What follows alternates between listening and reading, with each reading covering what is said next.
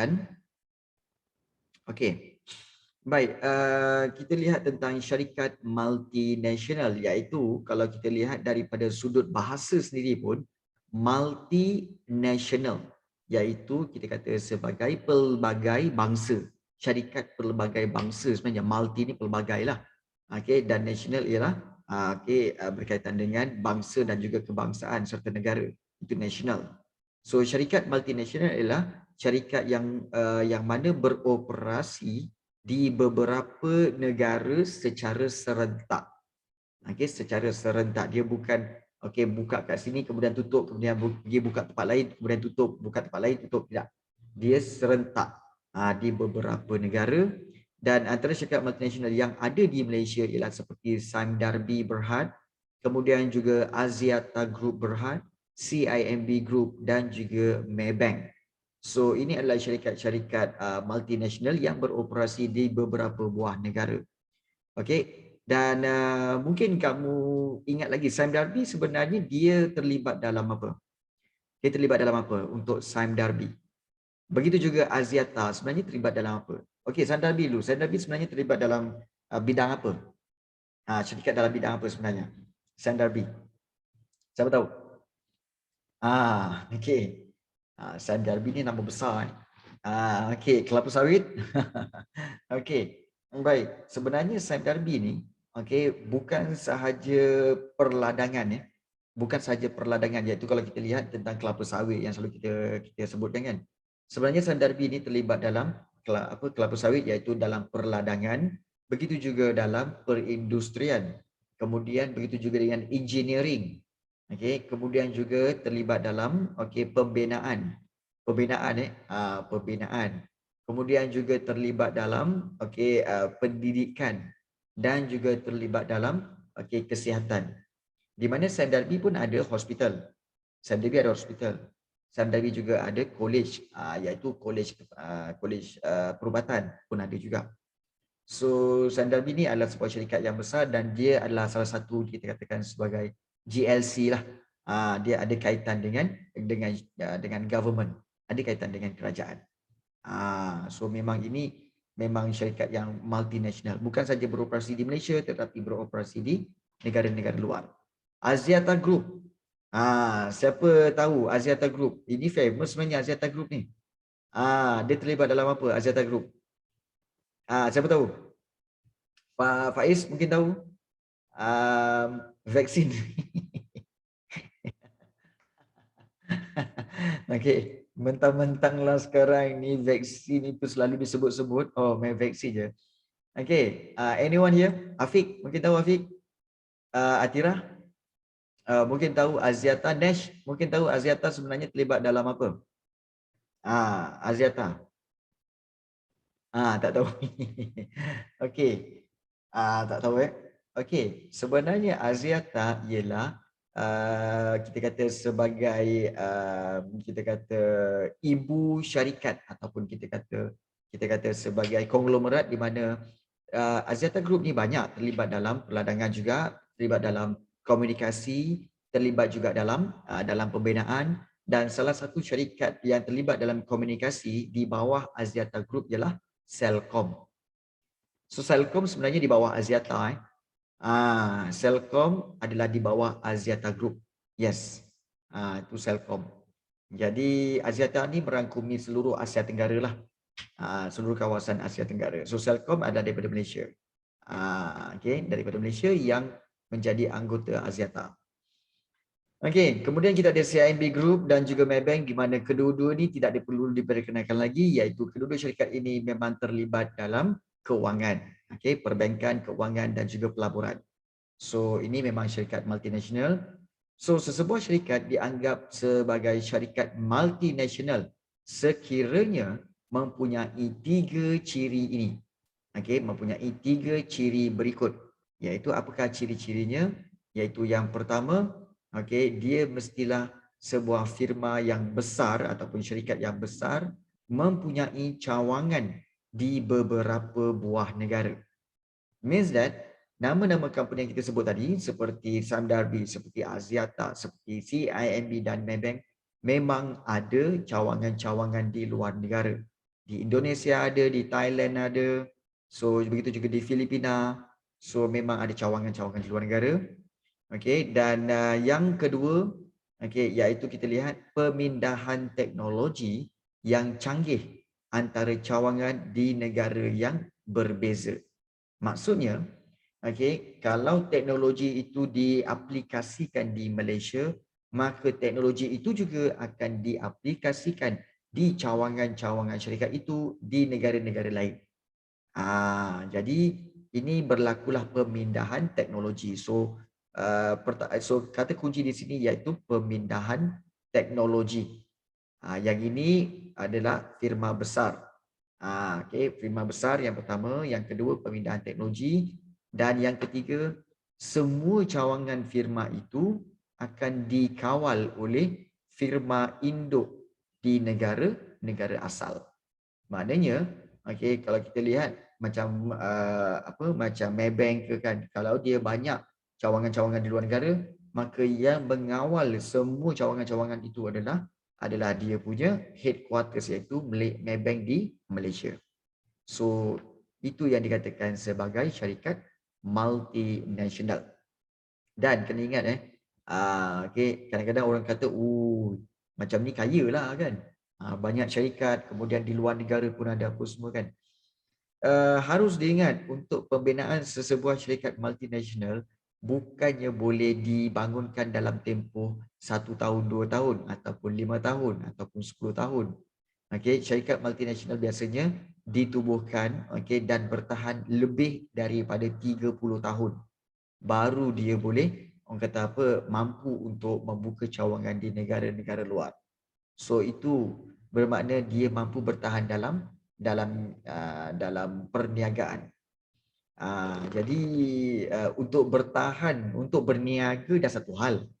Untuk bertahan dalam perniagaan pun satu hal lagi. Kemudian nak memperkembangkan ke negara-negara luar juga satu hal. Okey. Jadi dia perlu melalui proses step by step macam itulah. Jadi kalau ada dalam kalangan pelajar kat sini yang ingin berminat untuk membuka syarikat-syarikat multinasional yang besar-besar ni, sebenarnya kamu perlu melalui step by step yang sebenarnya memerlukan banyak pengorbanan, banyak jatuh dan bangunnya. Okey. Jadi itu antara ciri-ciri syarikat multinasional. Baik. So kalau kita lihat di sini, dorongan-dorongan syarikat dalam operasi antarabangsa. Maknanya kalau kita lihat kan, sebenarnya di sini merujuk kepada apa? Kepada apa tahu? Iaitu faktor yang mendorong syarikat beroperasi secara antarabangsa. Apakah dia punya faktor dia? Faktor dia. Iaitu faktor yang mendorong kepada syarikat beroperasi secara antarabangsa. Why? Kenapa mesti antarabangsa? Kenapa tak buat dalam negara sahaja? Kan? Jadi mesti ada sebab-sebab dia. Jadi kalau kita lihat di sini, pasaran antarabangsa sebenarnya menawarkan peluang perniagaan yang besar kepada firma yang ingin menjual atau mendapatkan faktor pengeluaran. Maknanya, di peringkat antarabangsa memang peluang perniagaan itu lebih besar kerana kita boleh mendapatkan faktor pengeluaran, boleh menjual dan mendapatkan faktor pengeluaran. Apa itu faktor pengeluaran? Yang 4 tu buruh, tanah, modal dan usahawan. So bermakna yang 4 ni, bermakna ini peluang yang besar untuk mendapat keempat-empat ni.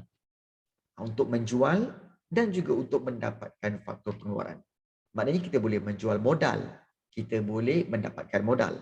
Kita juga boleh menjual buruh kita dan mendapatkan buruh daripada luar negara.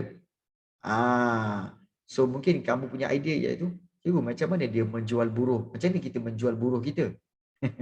Sebenarnya apabila kita menghantar pakar-pakar ataupun kita kata pegawai-pegawai tertinggi di dalam sesebuah syarikat, kita hantar ke luar negara, bermakna sebenarnya kita sedang menjual faktor pengeluaran kita kepada negara luar.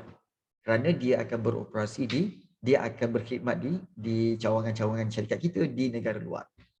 So itu sebenarnya okey kita telah menjual okey faktor-faktor pengeluaran kita. Okey. So okey. So inilah dia maknanya peluang perniagaan yang besar sebenarnya ya. Jadi sesebuah firma yang memasuki operasi antarabangsa disebabkan oleh faktor-faktor yang berikut, iaitu ada 5 faktor di sini, iaitu pertama sekali iaitu untuk paling penting memang untuk luaskan pasaran. Itu yang pertama. Okey, yang kedua untuk perlindungan perdagangan. Perlindungan perdagangan maksudnya apa? Untuk melindungi perdagangan daripada diambil alih oleh syarikat-syarikat lain. Dan juga yang ketiga sebab okey kos pengangkutan yang tinggi. Yang keempat bahan mentah atau hasil bumi yang unik yang terdapat di negara-negara tertentu sahaja. Dan satu lagi iaitu tenaga buruh dengan kemahiran yang khusus. So kita akan lihat faktor-faktornya. Sebelum itu, ada soalan nak tanya? Sebelum itu ada soalan nak tanya tak? Okey, mungkin Afiq nak tanya. Okey, mungkin Jauza dan juga Atira. Okey, serta mungkin Faiz dan juga Izan. Izani ya. Okey. Izamir, yes. Izamir ataupun Nash. Nak tanya apa-apa? Tak ada. Boleh Tak setakat ada, ni ya. cikgu. Okey, tak ada. Okey, baik. So, kita nak lihat kepada satu-satu, okey, kita lihat satu-satu faktor-faktor yang menyebabkan dorongan syarikat untuk operasi antarabangsa. So, yang pertama kita nak lihat di sini iaitu kerana ingin meluaskan pasaran. So, harus diingat sesebuah firma yang ingin meluaskan pasarannya akan memasarkan barang dan perkhidmatannya ke luar negara. Kerana apa? Untuk mendapatkan lebih ramai pelanggan. Bila lebih ramai pelanggan, maka dapat maksimumkan keuntungan.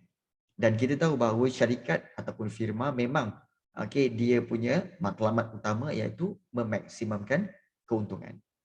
So, kalau luaskan pasaran ni untuk mendapatkan lebih ramai pelanggan. Cikgu, kenapa cikgu? Kat Malaysia ni tak cukup ke?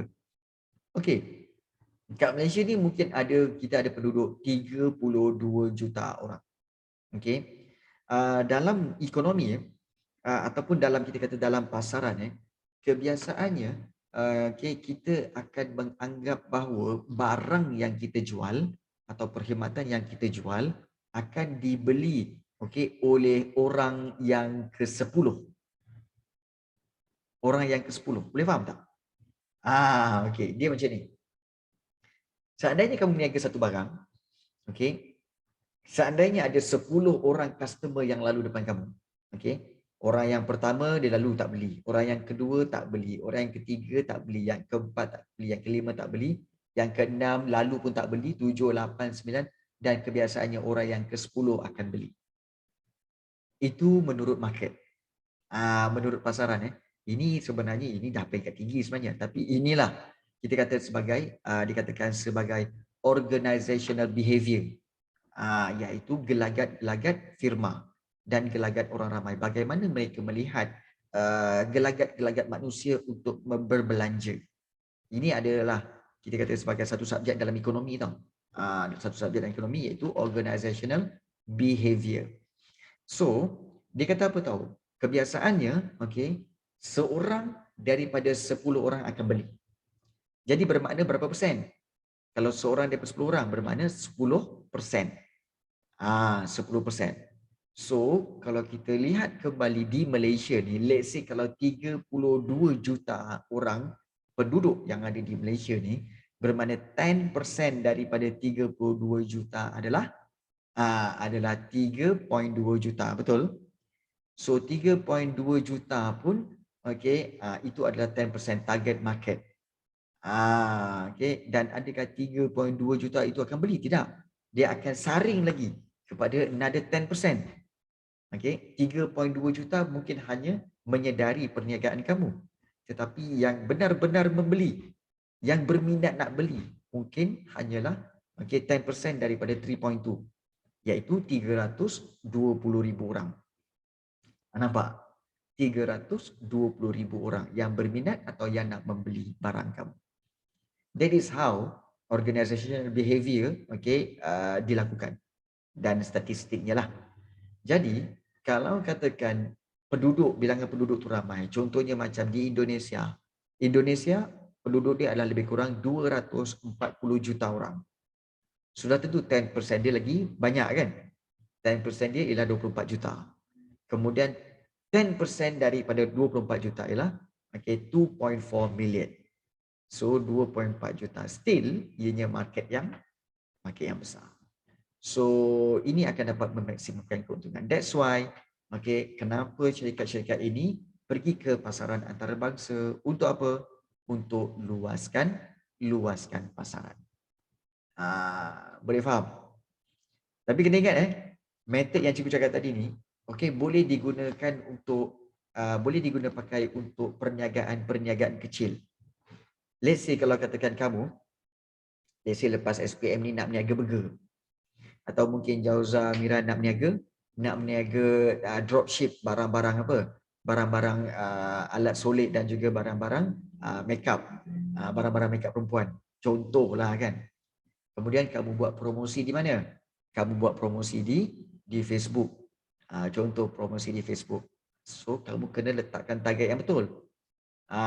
Target yang betul iaitu kamu nak apa? Kamu nak promosi supaya kamu punya iklan tu akan dilihat oleh 1,000 orang. Okey, kalau nak dilihat oleh 1,000 orang, berapa target kamu? Kamu tak boleh target 1,000 orang yang tengok, 1,000 orang yang beli, tak boleh. Okey, kamu kena target supaya apa? 10% daripada orang yang tengok tu akan beli. So 10% ialah 100. So daripada 100 itu, adakah benar-benar mereka berminat dan mereka nak beli? Kamu kena letakkan another 10% lagi. So mungkin menjadi 10 orang saja. Daripada 1,000, 10 orang je yang beli. That is how kamu target macam tu. Yes, betul. Memang betul. Dan sebenarnya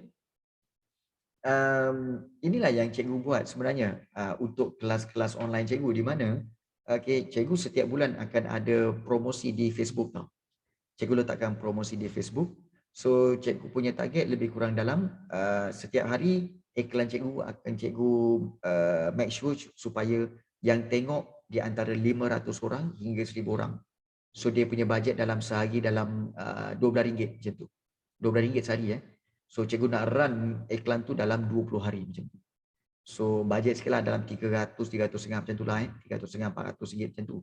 Untuk 20 hari punya run iklan. Tetapi daripada 500 orang tu, yang biasanya yang akan 500 orang sehari tau. So 500 orang sehari yang tengok, kebiasaannya yang akan message cikgu, yang akan WhatsApp cikgu adalah 5 orang sehari. Maknanya from 500 another 10%, 10% from 500 ialah 50.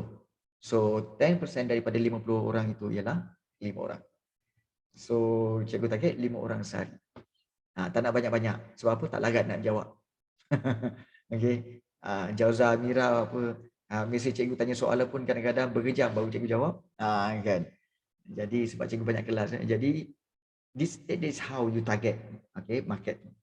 From another 10%, you go for another 10%. So itulah possibility untuk kamu dapat market sebenarnya. So ini boleh digunakan dalam perniagaan-perniagaan yang kamu nak buat selepas ini. Boleh So ini tips untuk perniagaan lah tips untuk perniagaan. So jangan lemah semangat. Bila buka-buka je kemudian orang lalu, orang tak belilah. Orang tak belilah. Aduh, orang tak belilah. Kemudian kamu down. Jangan. Jangan cepat down. Kena ingat daripada 10 orang seorang yang akan beli. Dia macam tu. Waalaikumsalam Syimir. Lambat masuk nampak? Mungkin lambat masuk kot sebab bagi tazkirah asar kot. Kelab baru habis. Ingatkan bagi tazkirah asar dekat surau. Bukan Okey, baik. Okey, baik. Apakah? Okey, baik. Itu yang pertama, meluaskan pasaran. Yang kedua iaitu perlindungan perdagangan. This is antara dorongan kenapa syarikat-syarikat terbabit dalam perdagangan antarabangsa. So perlindungan perdagangan iaitu aktiviti ekspor barangan ke negara tertentu, kalau ekspor barangan ke negara tertentu disekat oleh pelbagai sekatan perdagangan seperti cukai. Bukan sekat cukai, ada tarif, ada kuota. Itu kita kata sekatan perdagangan ya. Jadi sekejap. Cikgu kena setting balik cikgu punya okey, bunyi-bunyi itu adalah bunyi-bunyi daripada WhatsApp sebenarnya. Okey, nampak. Okey, WhatsApp. Okey, baik. Okey, baik cikgu share balik. Okey. Baik. So, okey. Masalah ini boleh diatasi. Okey, masalah sekatan perdagangan ini boleh diatasi dengan membuka operasi pengeluaran di syarikat berkenaan, iaitu di mana tahu di negara berkenaan. Membuka operasi pengeluaran, tolong betulkan ya. Bukan di syarikat berkenaan sebenarnya, iaitu di negara berkenaan. Bukan di syarikat berkenaan tetapi di negara berkenaan. So cikgu kena betulkan balik, iaitu di negara berkenaan. Bukan di syarikat berkenaan ya. Jadi contohnya, kita lihat di sini syarikat Kia. Syarikat Kia dari Korea bekerjasama dengan syarikat Naza Malaysia untuk mengeluarkan dan mengedarkan kereta jenama Kia di Malaysia. So oleh kerana pengeluaran ataupun production ni, maknanya pemasangan kereta-kereta Kia ni dilakukan di Malaysia, maka cukai yang dikenakan adalah lebih rendah berbanding kereta Kia yang diimport dari Korea. Nampak tak? Okey. So kalau kita lihat di sini, no wonder lah, bukan saja syarikat Kia, Kia, kemudian syarikat Honda, Toyota, Mercedes-Benz, mereka ada kilang di Malaysia. Kilang pemasangan kereta di Malaysia. Kenapa buat di sini? Supaya mereka dapat mengurangkan pembayaran cukai. Dapat mengurangkan kadar cukai terhadap kereta tersebut. Jadi, so dapat kurangkan cukai, maka kereta itu akan dijual dengan harga yang lebih murah. Dan ini akan meningkatkan jualan. Sebagai contoh, kalau di kereta Kia, contohnya di Korea sendiri, harga dia mungkin sebenarnya kalau dibawa masuk ke sini dengan kos cukai apa semua, mungkin mencecah 140,000. Tetapi apabila buka saja kilang di sini dan kereta-kereta Kia itu dipasang di sini, maka harga dia boleh dijual dengan harga 90,000. 90,000 saja.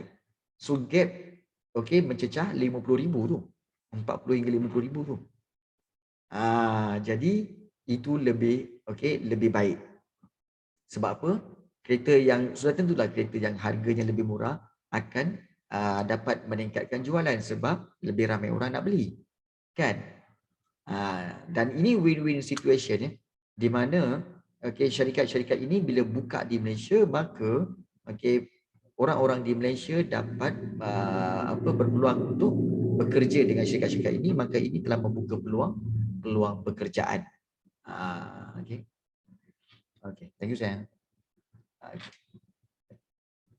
So ini telah akan membuka peluang pekerjaan. Sebab itu kalau kita lihat banyak syarikat-syarikat besar ini membuka pengeluarannya di negara-negara yang berkenaan. So ini sebagai perlindungan perdagangan lah, melindungi perdagangan mereka. Baik. Kemudian kita lihat juga yang ketiga, iaitu kenapa syarikat ingin membuka pasaran di peringkat antarabangsa, kerana kos pengangkutan yang tinggi. So kalau kita lihat jarak yang jauh antara pasaran dengan tapak operasi pengeluaran akan meningkatkan tapak operasi pengeluaran. Ini tak ada ini tak ada. Tapak operasi pengeluaran akan meningkatkan kos pengeluaran. Contohnya kalau katakan kilang proton, okey, kilang proton di Malaysia, okey, kemudian nak jual di India contohnya, kereta proton di Malaysia nak jual di India, so kos pengangkutan nak dihantar ke sana mahal. Setiap satu unit kereta proton tu nak dihantar ke India, nak hantar ke India tu memang mahal sebab jaraknya yang jauh. Jadi ini akan meningkatkan kos pengeluaran. Maknanya akan meningkatkan kos pengeluaran daripada mula buat kereta tu, pasang kereta tu sampailah ke hantar ke tempat. So kos dia akan meningkat. Oleh sebab itu, syarikat multinasional akan membuka tapak pengeluaran baharu di rantau-rantau, maknanya di kawasan-kawasan yang berhampiran dengan pasaran baharu yang disasarkan. So tindakan ini dapat menjimatkan kos dan memastikan pengedaran produk dijalankan dengan selamat dan menepati masa. Yes, menepati masa. So tak nafikan kos pengangkutan memang tinggilah sebenarnya kalau kita hantar keluar negara sebab jarak yang jauh. Kemudian yang keempat, bahan mentah atau hasil bumi yang unik. Ini adalah satu dorongan syarikat untuk membuka operasi di peringkat antarabangsa. Why? Kerana kalau kita lihat, okey, contohnya pemindahan operasi pengeluaran ke negara yang kaya dengan bahan mentah dapat mengatasi masalah kekurangan, okey, kerosakan, kehilangan dan bekalan bahan mentah tidak menepati jadual penghantaran. Sebagai contohlah, kalau katakan kalau kamu ingat dulu, okey, kenapa tahu back to the 1980s 1980-an 80-an semasa awal-awal pentadbiran Tun Dr. Mahathir. Tun Dr. Mahathir telah membuat dasar pandang ke timur. Masuk sejarah pula. Okey, dasar pandang ke timur di mana kita lihat Dr. Mahathir telah menjemput membuka peluang perniagaan kepada syarikat-syarikat Jepun dan Korea untuk membuka kilang di sini. Dan kebanyakan kilang-kilang yang daripada Jepun yang membuka kilang di sini adalah kilang-kilang elektronik seperti JVC, Panasonic, Toshiba, National, kemudian Sony, banyak syarikat-syarikat pada waktu itu, syarikat elektronik yang membuka kilang di Malaysia. Why? Kerana pada waktu itu biji timah masih banyak terdapat di Malaysia, itu satu. Yang kedua iaitu pasaran plastik. Sebab negara kita ada petroleum kan. Dan petroleum itu boleh menjadi boleh dibuat untuk barang-barang plastik. So, bahan mentah kita iaitu biji timah dan plastik banyak terdapat di Malaysia. Sebab itu mereka memindahkan operasi daripada Jepun pergi pindah ke Malaysia. Nampak tak? Bijak kan? Bijak sebenarnya. Jadi dekat negara mereka tak ada ke cikgu? Negara mereka tak ada. Memang tak ada. Negara mereka memang tak ada biji timah dan petroleum agak mahal kat sana. Sebab itu datang ke Malaysia. Jadi, itu satu contoh. Satu contoh lagi, iaitu contohnya Malaysia kekurangan sumber kayu untuk membuat perabot. Maka, industri perabot Malaysia memindahkan operasi pengeluarannya ke negara seperti Thailand. Bukan Thailand, tolong betulkan. Thailand tak ada. Thailand. Thailand ni siapalah yang nak buat Thailand ni? Bukan Thailand, Thailand. Kemudian Vietnam, Indonesia untuk mengatasi masalah ini, iaitu untuk mengatasi masalah tiadanya industri perabot. Tiadanya bahan-bahan mentah seperti kayu balak sebenarnya. Lain macam terus. Elok Thailand jadi Thailand. Terus bunyi dia lain macam terus. Lain macam. Dan yang keempat kita lihat di sini, yang kelima, iaitu tenaga buruh. dengan kemahiran khusus. Ini adalah dorongan terakhir sesebuah syarikat untuk membuka syarikatnya di negara luar. Why? Kerana adanya tenaga buruh dengan kemahiran yang khusus. Sebagai contoh, kita lihat sini. Syarikat multinasional memulakan operasi di luar negara untuk jimatkan kos buruh dalam proses pengeluaran supaya dapat maksimumkan untung. Maknanya kalau dapat bayar kos pekerja dengan murah, maka mereka akan dapat memaksimumkan untung. Negara-negara seperti apa tahu? Seperti Thailand, Vietnam, China dan juga Indonesia mampu menyediakan tenaga buruh yang berkemahiran dengan kos yang rendah. Maknanya upah buruh mereka rendah. Jadi, kos upah yang lebih rendah membolehkan produk dapat dikeluarkan dengan kos yang lebih rendah dan seterusnya dapat dijual dengan harga yang lebih rendah kepada pengguna. Jadi, daya saingan firma dari segi harga barang juga dapat ditingkatkan. Okey. Okey. Lebih tu apa cikgu? Tu lebih sebenarnya. Okey, lebih. Okey, lebih ya. Bukan lebih. Kos yang lebih rendah. Ini sudah lebih. Kan? Okey. Ini sudah lebih. Bukan tu. Ini lebih. Dan sebenarnya inilah yang berlaku kepada syarikat-syarikat besar seperti syarikat Samsung dan juga seperti syarikat Apple. Di mana kita tahu Apple, mereka telah membuka kilang di mana? Iaitu di China. Kemudian mereka membuka kilang di Vietnam. Why? Kerana tenaga buruh, kos upah bagi buruh-buruh di China dan juga di Vietnam adalah lebih murah. Dan ini dapat memaksimumkan keuntungan. Cuma cikgu tak faham kenapa bila dah kos murah, kenapa iPhone dijual sampai 6,000 juga. Kenapa iPhone 13 yang akan launching bulan 9 nanti iPhone 13. Akan launching pada bulan 9 ini, kenapa harganya 6,000 lebih, 7,000 lebih juga. Kan? Muskil kan. Adakah Apple ingin mengaut keuntungan yang berlebihan? Nampak tak?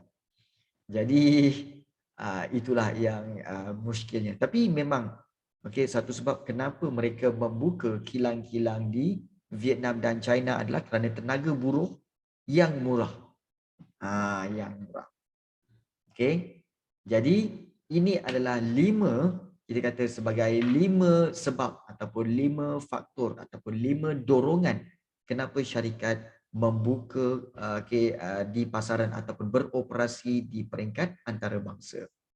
Iaitu pertama, untuk luaskan pasaran. Ini matlamat dia.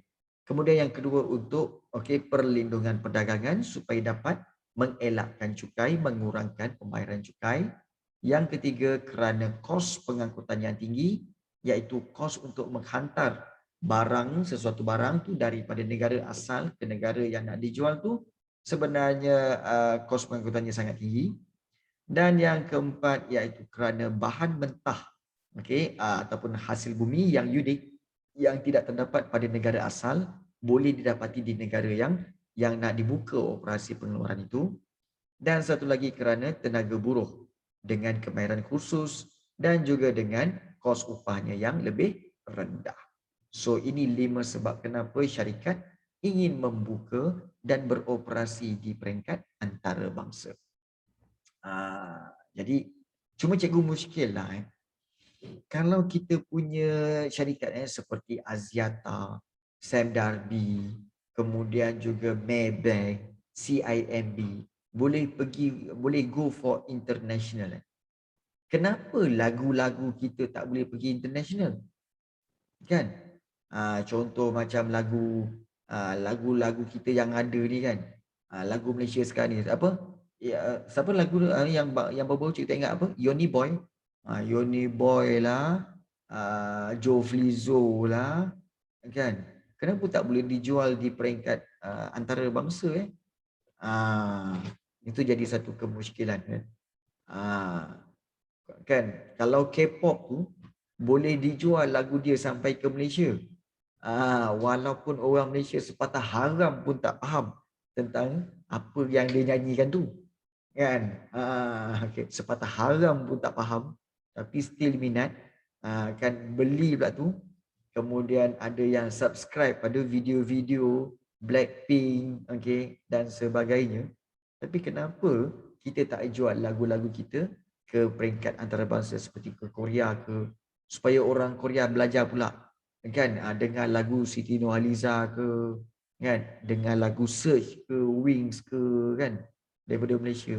Asal bukan. Okey. Tapi cikgu rasa cikgu tahu. Cikgu tahu sebab dia. Kamu tahu sebab utama kenapa lagu kita tak boleh pergi peringkat antarabangsa? Kamu tahu sebab apa? Ada satu kawan Nigeria, dia suka lagu Melayu. Oh, ya ke? Cikgu ada kawan yang Cina, sebenarnya dia suka lagu Suci Dalam Debu. Dia suka? Saya nyanyikan lagi. Tapi sebenarnya, okay, punca utama kenapa lagu-lagu kita tak pergi ke peringkat antarabangsa kerana orang Malaysia sendiri pun sebenarnya tak appreciate lagu-lagu Malaysia. Okay, hard to say lah, okay. It's hard to say, but itu fakta dia. Alamak kata. Orang Malaysia sendiri pun sebenarnya tidak menyokong lagu-lagu Malaysia kerana bagi mereka alat Malaysia macam itulah, kan. Dan itu satu. Okey. So nak kata apa? Tak boleh buat apa? Kan? Jadi itulah hakikatnya. Kalau dan kita kurang menghargai sebenarnya. Okay, nak buat macam mana? Okay, kita kurang menghargai lagu-lagu kita sendiri. Ini berbeza dengan Indonesia tau. Indonesia, okay, walaupun ada 240 juta penduduk kan, tapi kebanyakan penduduk dia, almost 80%, mereka sangat menghargai lagu-lagu mereka sendiri. Sebab itu, okay, lagu-lagu dangdut, mereka memang terkenal dengan lagu dangdut. Lagu dangdut mereka hidup sampai sekarang. Diminati sampai sekarang oleh penduduk-penduduk mereka sendiri. Sebab bagi mereka itu adalah lagu rakyat. Nampak tak? Mereka menyukai lagu-lagu rakyat. Kita tak. Kita ni sebenarnya kebanyakan penduduk Malaysia belagak moden. Belagak moden, belagak maju. So tak nak dengar Malaysia. Nak dengar yang western aja. Tak sedar diri tu tak maju lagi, tapi nak belagak maju lah. Kita lah tu. Okay. Kita bukan cikgu cakap korang lah, kita semualah, kan. Itulah hakikat dia. Okay, yes, betul. Umum. Okay, baik. Kita telah lihat tentang dorongan syarikat untuk membuka dan beroperasi di peringkat antarabangsa. Tetapi adakah risiko-risiko bagi syarikat multinasional ini? Baik, sebenarnya terdapat banyak risiko bagi syarikat multinasional ini. So kalau kita lihat walaupun beroperasi di peringkat antarabangsa mendatangkan kebaikan kepada syarikat multinasional, namun tindakan membuka operasi baru di negara lain sebenarnya mempunyai banyak risiko. Banyak risiko, antaranya seperti berikut. Yang pertama sekali iaitu risiko kehilangan aset. Kehilangan aset akibat daripada apa tahu? Peperangan dalaman ataupun luaran peperangan, atau mungkin juga kerana perbezaan ideologi ataupun juga perbezaan pandangan politik. So ini merujuk kepada apa tahu? Kepada seandainya kita membuka perniagaan di negara-negara yang tidak stabil dan kerap berlaku perang saudara. Sebab itu kebanyakan syarikat Malaysia sebenarnya dia tak berani buka di negara-negara sebelah Arab seperti Iraq, Iran, ataupun nak buka syarikat di kawasan Afrika. Kawasan Afrika. Kenapa? kerana di sana berlaku banyak peperangan, perang saudara, berebut politik, perebutan politik, kemudian sehingga menyebabkan pembunuhan dan peperangan. Jadi, kenapa, apa yang akan berlaku? Seandainya kalau macam kita sendiri, syarikat-syarikat Malaysia, membuka syarikat di contohnya kawasan Afrika. So contoh buka bank lah, buka bank di Afrika. So apa yang akan berlaku? Risiko kehilangan aset, di mana oleh kerana peperangan itu menyebabkan cawangan-cawangan itu akan terjejas akibat diserang, ataupun akibat kerosakan akibat peperangan. Dan mungkin juga akan menyebabkan kehilangan aset, di mana apa? Kehilangan wang tunai, kehilangan teknologi kerana telah dirampas dan dirompak oleh pihak-pihak yang tidak bertanggungjawab di negara tersebut. Nampak tak? Itu risiko kehilangan aset, iaitu kehilangan aset perniagaan, sama ada wang tunai, sama ada kehilangan mesin ataupun kehilangan premis perniagaan. Itu risiko, sangat risiko. Negara luar lain macam Negara luar tak macam Malaysia. Negara Malaysia ni, walaupun bertukar Perdana Menteri, lain-lain parti, kita semua relax je. Tak ada pun nak berperang. Tak ada pun nak bergaduh. Tapi kalau negara luar tu, lain-lain parti, bila take over ni, yang ini akan berperang yang ini akan serang yang ini akan serang ni. Akan tercetus peperangan. Kita tak. Sebab kita telah ditanamkan pemikiran bahawa siapa-siapa pun yang ganti ke atas itu, kan, yang cari makan tetap kita sendiri. Betul? Lantak korang lah, kan.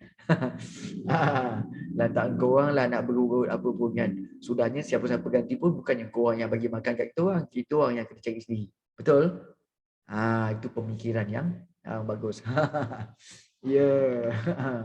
Kan? Jadi itu memang kebenaran yang menyakitkan lah. Unless kalau pemerintahan ataupun Perdana Menteri itu ditukar kepada orang seperti macam Cikgu Rafi ke, kan. So itu mungkin berbeza ke. Okey, baik, tak apa, kita teruskan. Okey, baik. Nak juga. Okey. Okey, yang kedua. Nombor tukar kalau cikgu ambil alih. 20 tahun akan datang. Itulah. 360. Oh, memang 360. Dah plan dah ni. Dah plan dah.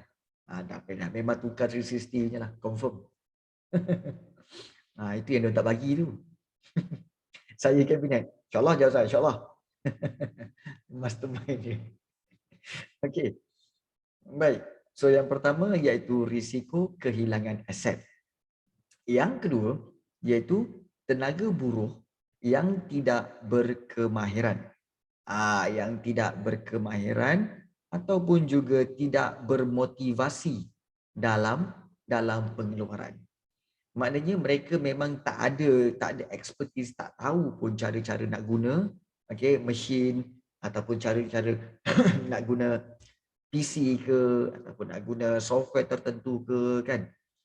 Jadi ini menyebabkan production akan terbantut. Contohnya lah, contoh kalau macam Malaysia, macam kita, kalau katakan kita nak buat kita ada syarikat macam Les Kopak. Les Kopak kita tahu kan, iaitu yang buat drama Upin Ipin, dan juga yang sebagainya tu, kan, Les Kopak tu. So yang buat filem Upin Ipin tu. Kemudian katakanlah itu memang expertise lah dia orang buat 3D design, all the things, animation ni semua, kan. Katakan dia orang nak buka cawangan di Indonesia ataupun juga di Vietnam. Kemudian dia orang nak hire penduduk-penduduk sana. Pening. Sebab sukar untuk menemui orang-orang di sana yang mahir dalam animation. Jadi ini masalah. Masalah yang timbul iaitu tenaga buruh yang tidak berkemahiran. Yes. Jadi itu antara contoh-contoh yang mana risiko ada risiko bila membuka syarikat di peringkat antarabangsa. Baik. Kemudian yang ketiga, kita lihat di sini antara risiko seterusnya. Yang ketiga iaitu risiko perubahan politik. di pasaran baru kerana risiko perubahan politik. Kerana kalau kita lihat kerajaan baru mungkin akan melaksanakan polisi baru yang akan merugikan syarikat multinasional. Okey, yang ini macam mana cikgu? Okey, yang ini macam ni. Okey. Let's say lah kalau kita katakan kita kan baru berubah parti politik kan yang memerintah negara kita. So, sebab itu apabila berubah aja iaitu apabila Tan Sri Muhyiddin Yassin meletakkan jawatan saham saham di peringkat antarabangsa saham-saham yang syarikat-syarikat Malaysia dia turun tau. Dia jatuh. Harga saham jatuh.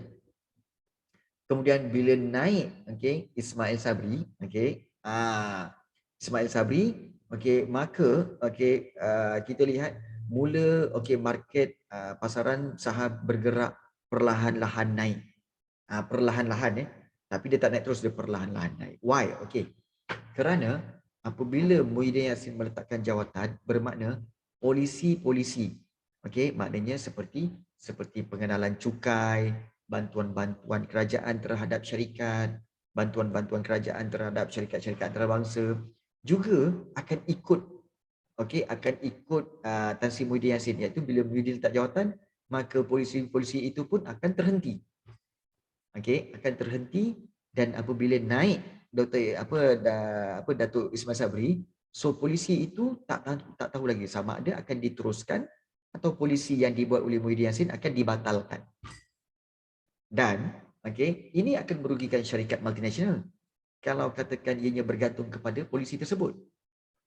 Sebagai contoh, kalau katakan semasa Muhyiddin Yassin, oleh kerana Muhyiddin Yassin ingin banyak membantu syarikat, maka Muhyiddin Yassin kata apa? Bahawa hari itu iaitu akan mengurangkan cukai. Cukai syarikat daripada 24% kepada mungkin 15%.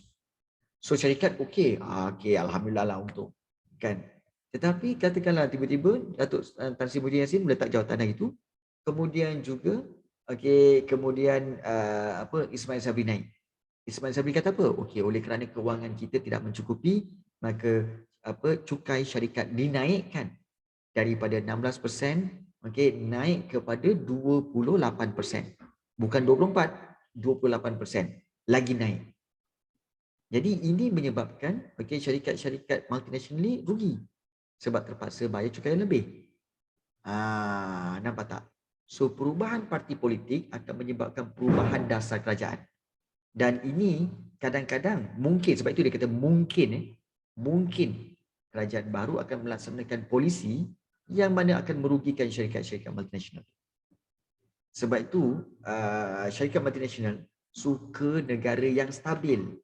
Maknanya negara yang kekal diperintah oleh orang yang sama dalam tempoh 5 tahun. Supaya apa? Dasar yang digunakan akan berterusan, kekal. Tapi kalau dalam tempoh 5 tahun ni berubah, betul macam Brunei. So bila berubah, akan banyak perubahan dasar. Dan syarikat multinasional akan rasa macam, tak stabil lah negara ni kan. Tup-tup boleh naik, tup-tup boleh cukai, boleh tinggi. Tiba-tiba cukai boleh rendah. Tiba-tiba cukai boleh naik melambung. Syarikat multinasional tak suka dengan ketidakstabilan itu. Dan mereka mungkin akan tutup kilang dan balik, buka tempat lain. Rugi. Nampak tak? So sebab itu kestabilan politik dan ekonomi sangat berkait. Sangat berkait. Jelas tak? Jelas tak penerangan cikgu tentang perubahan parti politik dengan ketidakstabilan ekonomi? Dia ada kaitan dia. Jelas amat. Baik, yes. Kemudian yang keempat kita lihat di sini iaitu risiko. Risiko kita kata sebagai risiko membuka atau beroperasi di peringkat antarabangsa iaitu kemungkinan menerima bantahan masyarakat tempatan di pasaran baru. Kerana mungkin sebab apa? Sebab bayaran gaji yang rendah dianggap sebagai mengeksploitasi hak mereka. Kemungkinan menerima bantahan. Tapi sebab itu ayat dia kemungkinan. menerima bantahan masyarakat tempatan. Especially dalam apa kita kata isu bayaran gaji. Okey. Sebagai contoh kalau macam di China dan juga di Vietnam, di mana bayaran gaji memang rendah. Okey. So kalau kita lihat di China sebenarnya gaji upah bagi para pekerja mereka telah pun dinaikkan sedikit. Kerana bantahan daripada masyarakat tempatan di mana mereka merasakan tidak mencukupi. Tapi sebenarnya di China sebenarnya mereka tak ada pilihan sebenarnya tahu. Sebab di China bilangan buruh dia adalah penduduk dia 1.2 bilion. Jadi syarikat-syarikat yang macam Apple apa semua kan, bila dia orang buka kilang, dia orang nak ambil katakan 300 orang pekerja kan. Bagi dia orang kata apa tahu? Kalau korang bayar gaji rendah aje. Bila seorang tu berhenti kan, memang dia tak sanggup nak berhenti sebab apa? Kalau dia bagi tahu kepada bos dia, "Oh, saya nak berhentilah." Bos akan kata apa? "Berhentilah. Kamu tahu tak tempat kamu ni ada 100 orang tengah tunggu nak gantikan kamu. Nak kerja tempat kamu, nak gantikan kamu. Ada 100 orang lagi." Kan? Sebab penduduk yang terlalu ramai. Jadi oleh sebab itu orang tu tak berani nak berhenti kerja. Sebab dia cakap, rugi. Sekali aku terlepas, nak dapat balik memang susah. Nak dapat balik kerja tu memang susah. Kan? Persaingan yang sangat tinggi. Jadi sebab itu, di sini tak ada isu yang itu sebenarnya lah. Tapi negara-negara yang ada kesedaran ini, diorang akan bantah lah. Unless jawatan tinggi lah. Yes, unless jawatan yang tinggi. Yes. Sebab itu perubahan lah. Itu kita kata risiko-risiko. Kalau kita pergi ke pasaran baru ni, kalau berikan gaji yang rendah. Gaji yang rendah. Baik. Itu yang keempat. Dan yang kelima kita nak lihat di sini, iaitu berkait rapat dengan, ini memang risiko yang jelas. Iaitu risiko apa tahu? Kekurangan kemudahan asas. Di setengah negara, negara-negara yang kurang membangun, ini menyukarkan proses komunikasi antara negara dan melambatkan keputusan. Ya, betul. Macam negara kita sekarang ni, negara kita memang kalau dari segi telekomunikasi, kita dah nak masuk 5G dah. Kita dah ada 5G, fifth generation punya talian internet dan sebagainya. Tetapi ada negara-negara lain kat luar yang masih menggunakan dial up. Dial up tahu dial up? Dia kena dial dulu, kemudian siap bunyi lagi. Lepas tu baru masuk. Baru masuk internet. Dial up. Kan? Korang ingat lagi tak? Internet zaman dulu tahun back to 2000 kan.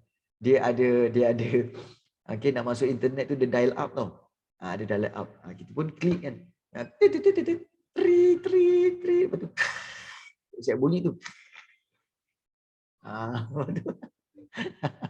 Memang ada dulu memang ada dulu. Dial up lagi. Kan. So itu memang lambat gila lah. Itu 2G pun tak ada, 3G pun tak ada. Jauh beza dengan kita sekarang yang ada 5G. Jadi sebab itu kekurangan kemudahan asas di setengah negara ni menyebabkan kita sukar. Kalau kita berada di negara tersebut, sukarlah untuk kita berkomunikasi dengan kita punya bos di ibu negara sendiri. Jadi ini akan melambatkan keputusan. Ini risiko dia sebab apa? Kekurangan kemudahan asas di sesetengah negara.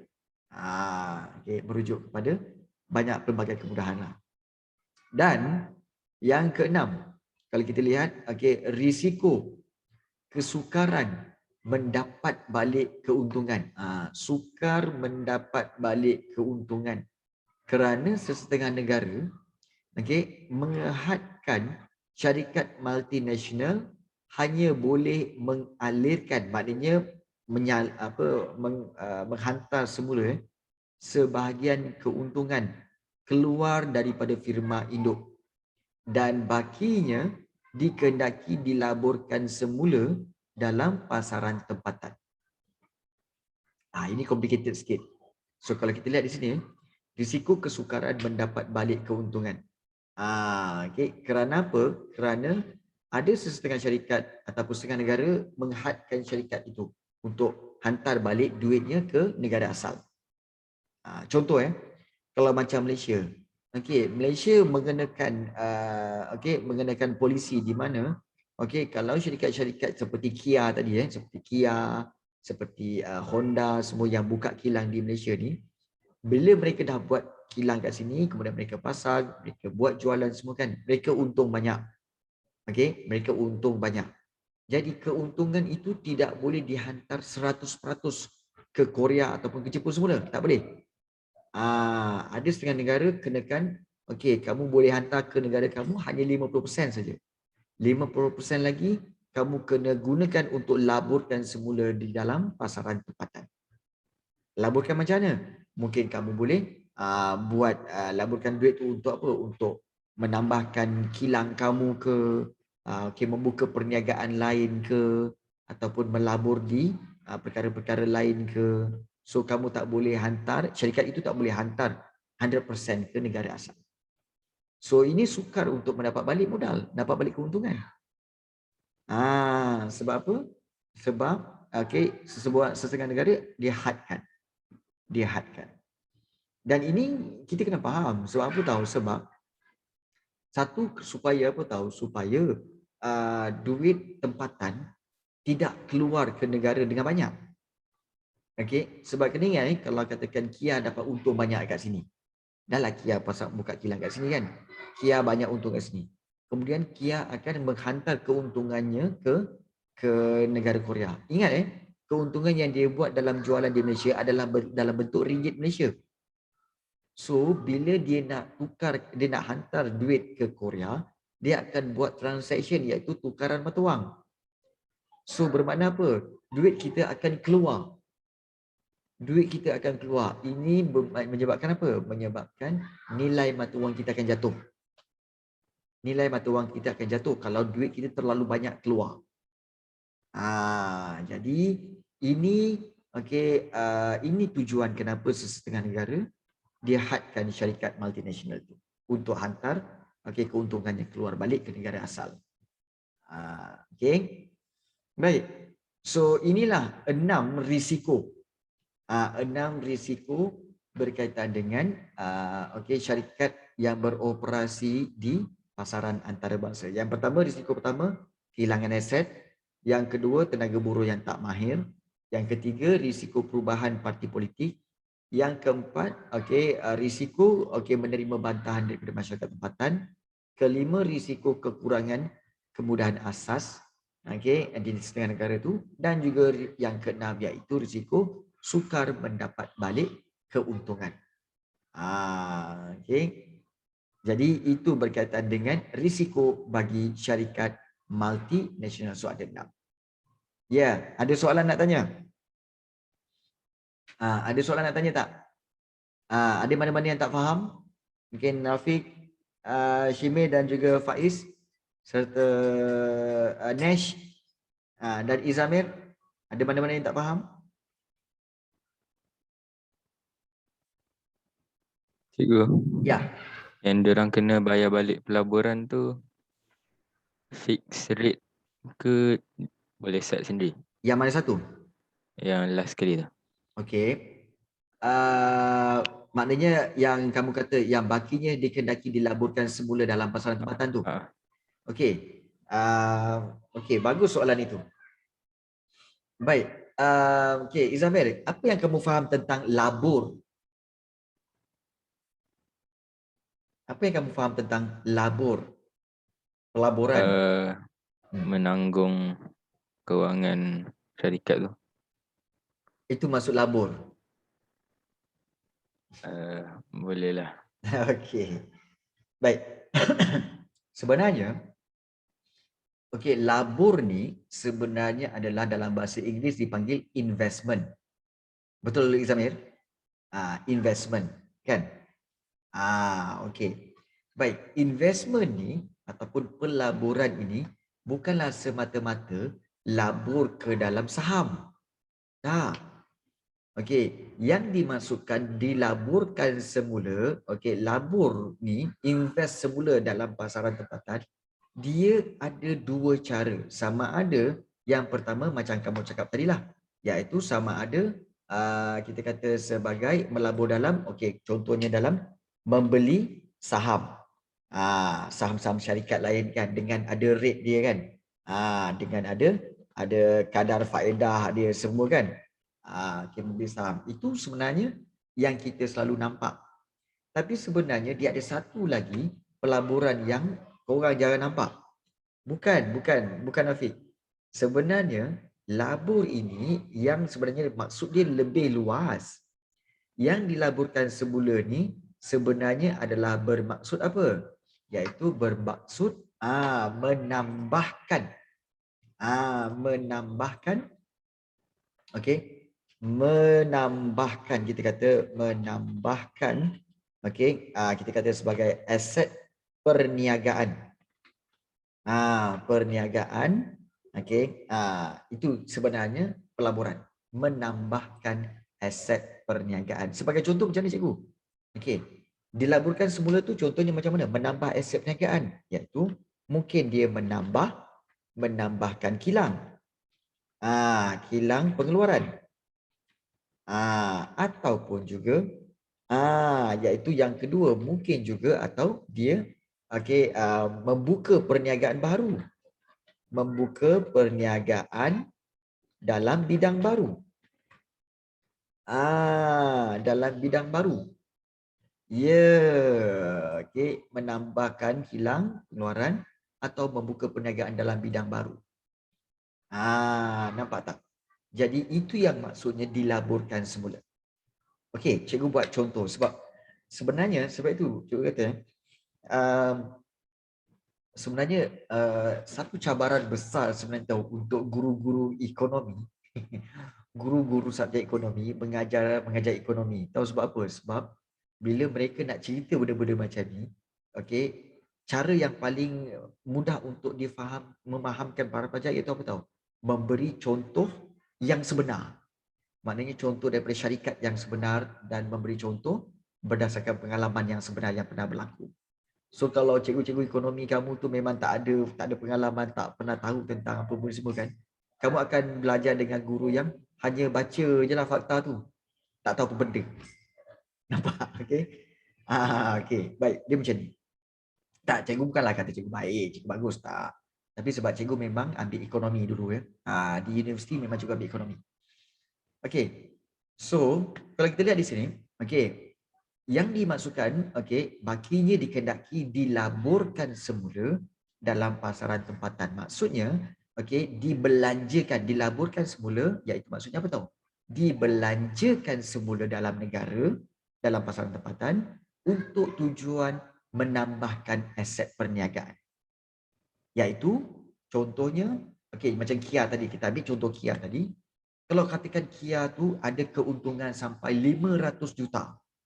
500 juta Kemudian kerajaan kata apa? Okey, daripada 500 juta ni, okey, at least 20%, okey, 80% boleh hantar ke luar negara. Boleh hantar balik ke negara asal lah. Tapi 20% mesti laburkan semula dalam pasaran tempatan.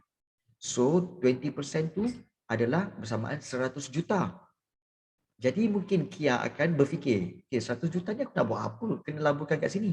So diorang akan cuba untuk apa? Okay, why not kita tambah kilang kita? Okay, sekarang kita kilang kita ada di Gurun Kedah. So sekarang ni kita buka satu lagi kilang Kia di mana? Iaitu di Senawang. Okay, Senawang Negeri Sembilan. Itu adalah satu pelaburan. Membuka kilang itu satu pelaburan. Pelaburan juga tahu. Itu satu. Yang kedua, iaitu mungkin Kia kata, okey, kita ada banyak 100 juta ni, kita nak laburkan apa? Okey, kita cari bidang baru nak. Okey, dia pun cari bidang baru. Okey, kita ada bidang baru, iaitu kita nak main hartanah. Kita ada 100 juta kan? Okey, why not kita beli tanah, kemudian kita buat bandar baru, iaitu Bandar Kia. Bandar Kia Raya. Kan? Bandar Kia, bukan Kia Raya, Kia Jaya. Bandar Kia Jaya. Macam Subang Jaya, kan? Macam Kia Jaya. Okey, dia pun okey daripada 1 juta tu belilah tanah. Contohnya beli kat mana? Beli kat Perak. Okey, beli kat Perak dalam orang kata apa dalam 50 ekar macam tu. Okey, diorang pun invest untuk apa? Buatlah pembinaan, buat rumah-rumah teres, rumah-rumah apa kos rendah. Okey, dan membuat jualan. Nampak tak? Bermakna Kia telah membuka perniagaan dalam bidang baru iaitu bidang real estate ataupun hartanah. So itu sebenarnya dikatakan sebagai apa? Itu dilaburkan semula. Itu dipanggil pelaburan. So tak semestinya dia beli saham je, tak. Okey. Menambah aset, menambahkan perniagaan, okey, menambahkan kilang, membuka perniagaan dalam bidang baru pun juga dipanggil pelaburan. Boleh faham Izamir? Boleh faham yang lain-lain? Faham, Yeah. cikgu. So itu maksudnya. Okey, yang dikatakan sebagai dilaburkan semula dalam pasaran tempatan. Maknanya menambahkan aset perniagaan, kilang seperti kilang pengeluaran, membuka perniagaan dalam bidang baru di dalam negara itu sahaja. So itu dikatakan laburkan semula dalam pasaran tempatan. Betul? Kalau cikgu banyak duit pun, cikgu akan buat macam tu, laburkan semula. Okey. So dah ada bisnes pendidikan, kemudian kita buat bisnes hartanah, kemudian buat bisnes makanan pula. Kemudian buat bisnes delivery pula. Kalau ada duit banyak kan, buat bisnes delivery, buat bisnes tu, buat bisnes ni. Tapi sebenarnya buat bisnes ni bukan nak untung semata-mata. Tapi sebenarnya buat bisnes ni sebenarnya adalah untuk apa? Untuk memberikan peluang pekerjaan. Peluang pekerjaan itu akan menguntungkan.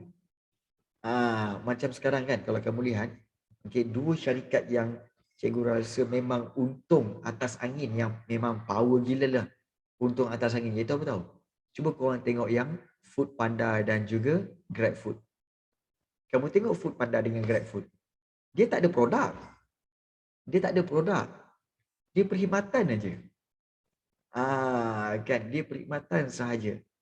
Jadi orang orang ambilkan makanan, ambil daripada restoran hantar semua kan. Kemudian keuntungan banyak terdapat kepada sama je kan? Ya, sama je. Yang dapat untung banyak sebenarnya ialah sebenarnya orang tak nampak tau. Contohnya daripada RM10 tu RM10 tu, makanan tu sebenarnya katakanlah RM9, RM8.50. Okey, masuk dengan dia punya kos semua kan. Okey, kena delivery apa semua, katakanlah RM10 makanan RM8.50. Itu memang kepada restoran memang dapat RM8.50 dan juga keuntungan sekidam tu. Yang RM1.50 tu, okey, setiap bulan RM1 atau RM1.20 dapat kepada rider. RM1.20 dapat kepada rider. Okey, yang company dapat apa? 30 sen aja. 30 sen saja. Kan? Contoh nampak sikit. Bila kira bilangan rider Food Panda satu Malaysia ni agak-agak berapa? Cecah 100,000 lah. Cecah tak 100,000 orang? Setiap negeri ada. Kan? Boleh kata cecah 1,000. Cecah. Kita ambil lah. Katakan 50,000. Banyak banyak. Kita ambil lah 50,000 orang yang menjadi rider Food Panda. 50,000 orang. Kau darab 50,000 darab 30 sen. 50,000 darab 30 sen. Berapa agaknya situ? Okey, 50,000 darab 30 sen. Dia ambil 30 sen je setiap rider. 30 sen itu dah berapa? Iaitu dah 15,000. RM15,000. Itu baru rider hantar sekali. Kalau dalam sehari hantar 3-4 kali, kan? Katakanlah rider hantar sampai 6 kali. 15,000 tadi kau darab dengan 6. Dah berapa? 90,000. RM90,000 je cikgu. Lepas tu dalam masa berapa hari? Itu tempoh 1 hari.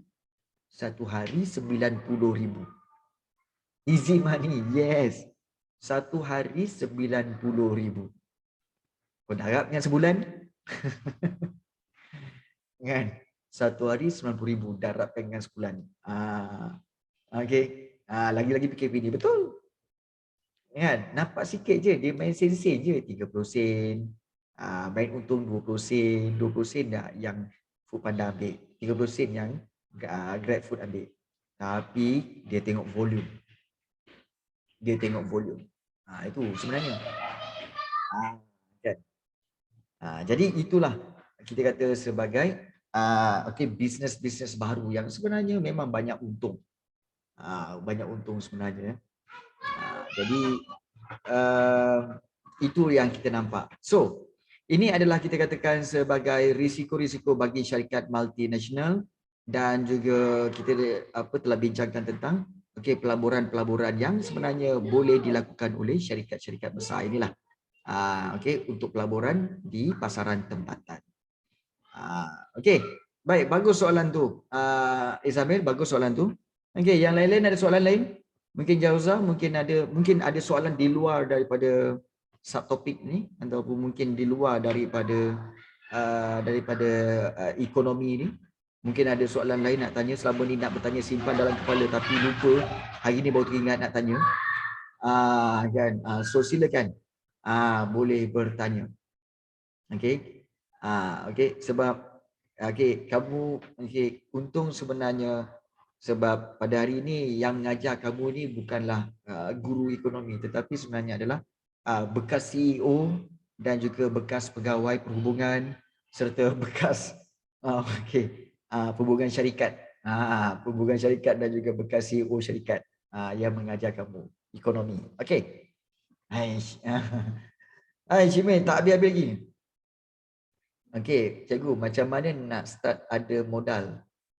Nak start ada modal. Faham tak cikgu? Okey, macam mana nak start ada modal? Maknanya modal perniagaan ke Jauh Samira? Okey. Okey, cikgu tak nak bagi tahu guys. Okey. Itu nanti. Syimil. Baik.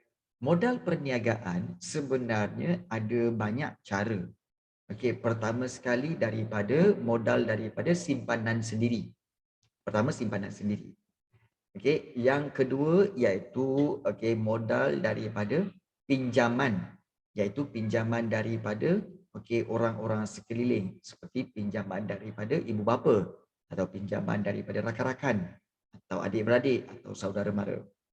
Dan kalau tak ada ini barulah pergi kepada pinjaman daripada syarikat ataupun bantuan-bantuan kerajaan seperti pinjaman daripada MARA, pinjaman daripada Bank Pembangunan untuk memulakan sesuatu perniagaan. Dan satu lagi step iaitu apa tahu? Selain daripada memikirkan nak modal perniagaan itu dalam bentuk wang, mungkin juga sebenarnya modal ini sebenarnya adalah dalam bentuk mesin. Iaitu sebenarnya mungkin mak bapak kamu ada stall burger yang beroda, ada stall burger tapi dah lama tak berniaga. Kamu pula kata, lepas SPM ni aku nak berniaga burger. Aku nak berniaga burger lah kan. Jadi kamu tengok belakang rumah kamu tengok, ada stall burger ni. Kan? Kamu tanya mak ayah kamu. Ya, boleh tak nak ambil stall ni, nak berniaga lah lepas SPM. Lepas tu ayah kamu kata, ambil lah. Kan? Bermakna, kamu telah save duit. Bermakna stall tu sebenarnya telah menjadi modal bagi kamu. So kita faham kan modal dua, iaitu modal dalam bentuk wang dan juga modal dalam bentuk mesin. So stall tu dikira sebagai mesin lah. Tapi sebaik-baiknya lah kalau untuk mulakan perniagaan bagi cikgu lah mulakan dengan bekerja dulu. Bekerja sendiri dulu. Bukan bekerja sendiri, maknanya bekerja dulu. Lepas SPM, lepas katakan kamu grad, pergi bekerja dengan mana-mana syarikat, ambil pengalaman, pengalaman dan juga ambil kenali ramai orang. Sebab apa? Ingat perniagaan is about connection.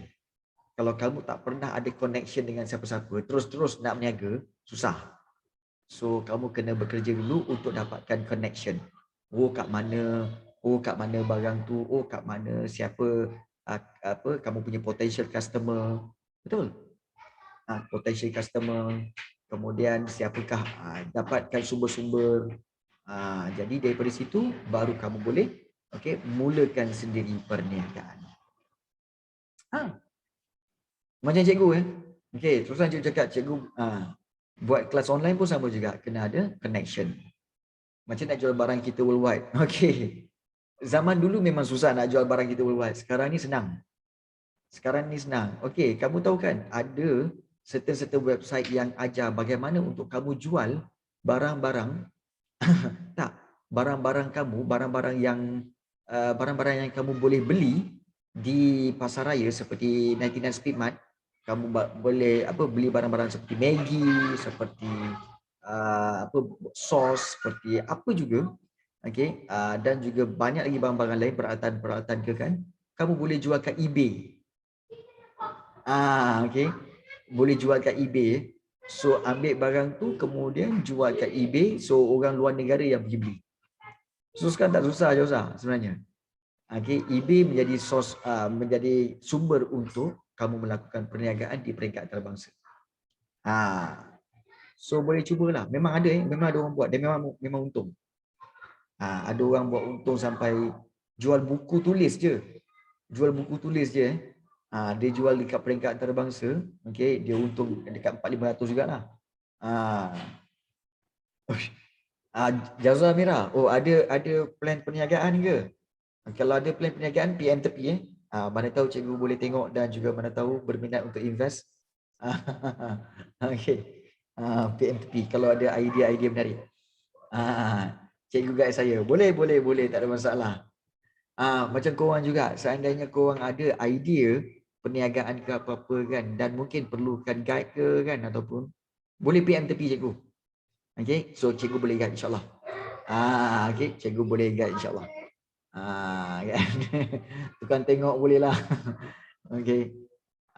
Boleh. So mungkin kalau kamu ada idea, boleh bincangkan dengan cikgu. Berdasarkan pengalaman lah. Cikgu akan cakap berdasarkan pengalaman. Macam-macam korang ni. Baik. So hari ni kita telah belajar tentang syarikat multinasional dan juga dorongan-dorongan syarikat membuka operasi perniagaan dan juga risiko-risiko perniagaan. Ya Nash? Apa soalan Nash?